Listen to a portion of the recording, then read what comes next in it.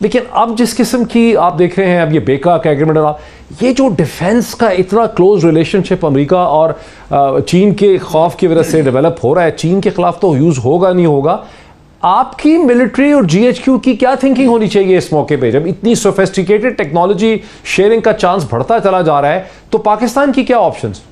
Thank you. देखिए, इसमें कोई दो राय नहीं है कि जब ये कैपेबिलिटी हिंदुस्तान हासिल कर लेगा बेका के कवर में, तो उनकी स्ट्रेटेजिक स्ट्राइक कैपेबिलिटी मिसाइल्स की एंड एक्चुअलाइज या ऑप्टिमाइज करना जो उनकी एयरफोर्स का पोटेंशियल है, पर्टिकुलरली राफेल और सू-30 का, इसको ऑप्टिमाइज करने में उनको बहुत मुआविन साबित होगी। और ये पाकिस्तान के लिए एक बड़ी वरीसम डेवलपमेंट है, क्योंकि जब एक कैपेबिलिटी आ जाती है तो हमेशा प्लानिंग कैपेबिलिटी के अगेंस्ट होती है, इंटेंशंस के अगेंस्ट नहीं होती। इंटेंशंस ओवरनाइट चेंज हो सकती हैं, तो उनकी जो कैपेबिलिटी है वो सिर्फ चाइना स्पेसिफिक नहीं रहेगी। ओवरऑल अगर उनकी आर्म्ड फोर्सेस में और particularly missile force and air force में स्ट्राइक कैपेबिलिटी बढ़ती है, तो ये पाकिस्तान के लिए लम्हा फिक्रिया है। और पाकिस्तान इसको न सिर्फ देखेगा, इसको एनालाइज करेगा और इसके काउंटर के तौर पे उसको जहां कहीं से कोई टेक्नोलॉजी मिल सकती है, यकीनन वो चाइना की तरफ देखते हुए वो इसका हल ढूंढेंगे। But we will have to go another mile, और इसका हमें हल ढूंढना पड़ेगा। अब चूंकि इस एरिया में उनके स्ट्रेटेजिक इंटरेस्ट को इंसाइड कर रहे हैं हिंदुस्तान के साथ, और हमारा स्ट्रेटेजिक इंटरेस्ट को इंसाइड करता है चाइना के साथ, तो अब ये दोनों जो राइवल पावर्स हैं, इकोनॉमिक पावर्स हैं, but militarily they are very well equipped both of them.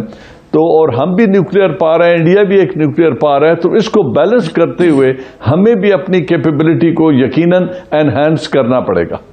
America का यह नया सदर जो है, इसका क्या रवैया होगा चीन की तरफ, हिंदुस्तान की तरफ, पाकिस्तान की तरफ, अफगानिस्तान की तरफ, ईरान की तरफ, मल्टीलैटरल ऑर्गेनाइजेशंस और इंस्टीट्यूशंस की तरफ, और पाकिस्तान को किस तरह से इस नई अमेरिकन एडमिनिस्ट्रेशन के साथ अपने मफादात का तहफ़्फ़ुज़ करना होगा? हमें एक चीज़ को जहन में रखना होगा, वो ये है कि जो अमेरिका में या किसी भी मुल्क की जो खारजा पॉलिसी होती है, उसके ब्रॉड कॉन्टूर्स में कोई ख़ास तब्दीली नहीं आती। ये जो चीन से मुतल्लिक जो प्रेसिडेंट ट्रंप का रवैया था या जो हाइप हमें नज़र आती थी, इसकी बुनियाद तो बहुत पहले पड़ चुकी थी। आपको याद होगा कि प्रेसिडेंट ओबामा जब वो सदर बने तो उन्होंने एशिया पैसिफिक स्ट्रेटेजी इवॉल्व की, जिसके तहत उन्होंने चीन के साथ उन्होंने किया अपना, वो चीन को एक दिखाया गया कि चीन इज द नेक्स्ट कंपटीशन। लेकिन अब पिछले 4 साल में प्रेसिडेंट ट्रंप के दरमियान में जो कंपटीशन वाली जो फजा थी जो चाइना के साथ थी, वो ट्रांसलेट हो गई into some kind of a rivalry. तो उसके बाहर सूरत जो पाकिस्तान के ऊपर और खित्ते में उसके असरात बहुत नुमाया हैं। उसका एक नतीजा ये भी निकला कि पिछले 4 साल में आपने देखा कि भारत और अमेरिका के ताल्लुकात में बहुत बढ़ावा आया। 2018 के अंदर एक चीन और हिंदुस्तान का एक दिफाई मुआहदा हुआ, जिसको कहते हैं communication compatibility and security agreement, COMCASA. और अभी उन्होंने एक बेका, एक BCA एक एग्रीमेंट साइन किए हैं, जिनकी बहुत ही एक मैं समझता हूं कि खित्ते में जो एक दिफाई और एक स्ट्रेटेजिक एक बैलेंस था, उसको ये जरूर डिस्टर्ब करते हैं। हिंदुस्तान के पॉइंट ऑफ व्यू से 2 अहम डेवलपमेंट्स हैं। एक ये जो आपने की है, और दूसरी जो इस वक्त चाइना के साथ उनके ताल्लुकात हैं, और जिस तरीके से अमेरिका के स्ट्रेटेजिक इंटरेस्ट में चाइना इस रीजन में फिट बैठता है, जो कमकासा और बेका के ट्रीटमेंट को अगर एक्चुअलाइज करना है और ये बेचना है ये नुस्खा हिंदुस्तान को, तो हिंदुस्तान उसकी कीमत उनसे पूरी लेगा। और वो कैसे? इस वक्त हिंदुस्तान को खतरा है 2 फ्रंट वार का, जो वो बेचेंगे चाइना को, जो अमेरिका को।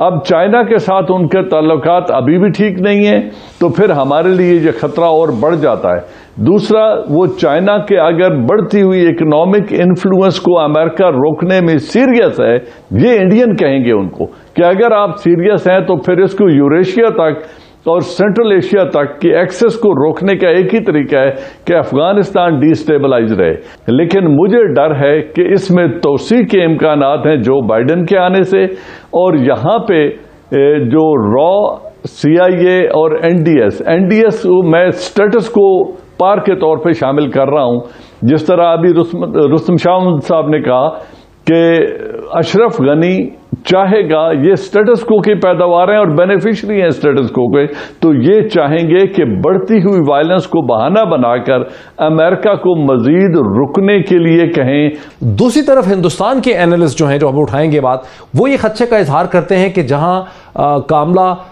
कमाला हारिस और बाइडेन एडमिनिस्ट्रेशन जो है वो हिंदुस्तान के लिए बड़ी सॉफ्ट होगी, सिविलाइजेशनल डेमोक्रेसी या सब कुछ, वहीं वो नरेंद्र मोदी और हिंदुत्व के ऊपर इतनी काइंड नहीं होगी। और नरेंद्र मोदी के और बाइडेन के ताल्लुकात में वो गर्मजोशी नहीं रह सकेगी जो डोनाल्ड ट्रंप के साथ उनकी थी, क्योंकि डोनाल्ड ट्रंप उनकी तमाम जो एंटी ह्यूमन राइट किस्म की एक्टिविटीज थी उन्हें इग्नोर करते थे और खामोश रहते थे। इसकी सिग्निफिकेंस कितनी है, पाकिस्तान कितना खेल सकता है, कितना बड़ा कम्युनिकेशन चैलेंज है पाकिस्तान के लिए।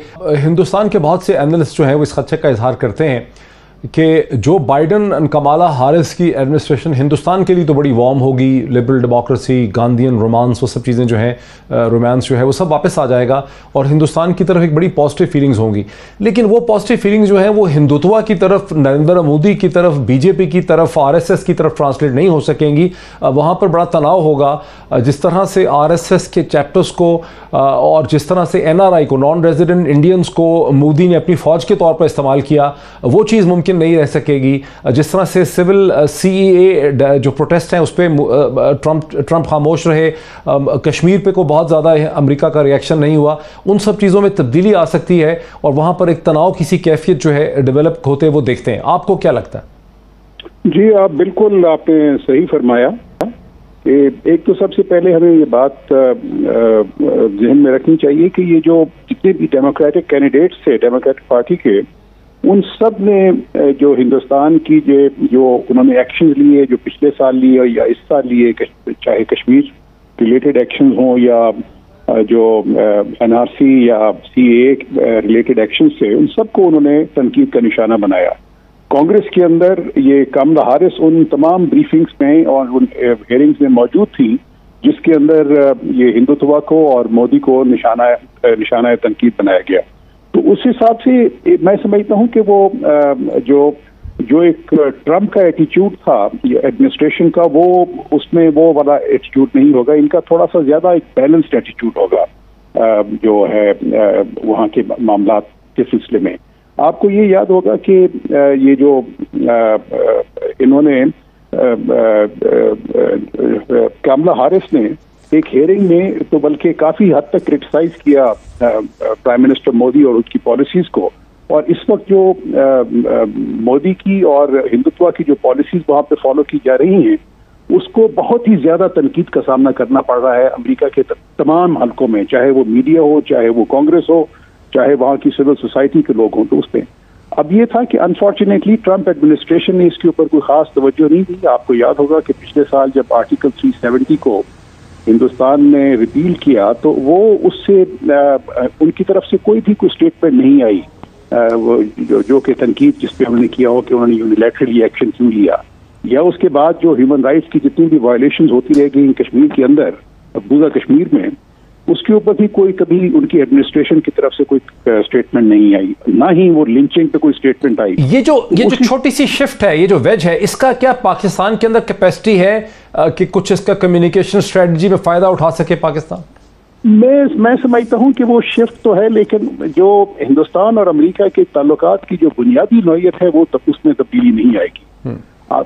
90 की दिहाई से जो हिंदुस्तान की और अमेरिका की जो सी कुर्बत चल रही है उसमें मैं समझता हूं कि आने वाले दिनों में और बढ़ावा जरूर आएगा। इसकी वजह यह है कि वहां की जितनी भी एडमिनिस्ट्रेशन के जितने भी स्टेक होल्डर्स हैं उनके जहन में चाइना एक बहुत बड़ी थ्रेट के तौर पे उभर रहा है। चाइना का जो सा है वो एक जो इन्फ्लुएंस बढ़ रहा है या उसकी जो सी पॉलिसीज हैं, मसलन अभी पेंटागन ने एक रिपोर्ट दी थी 2 हफ्ता पहले जिसमें उन्होंने ये कहा कि चाइना इकोनॉमिकली अब तो वो बिल्कुल एट पार आ गए हैं अमेरिका के, और मिलिटरीली भी 2047 तक वो अमेरिका को सरपास कर जाएगा।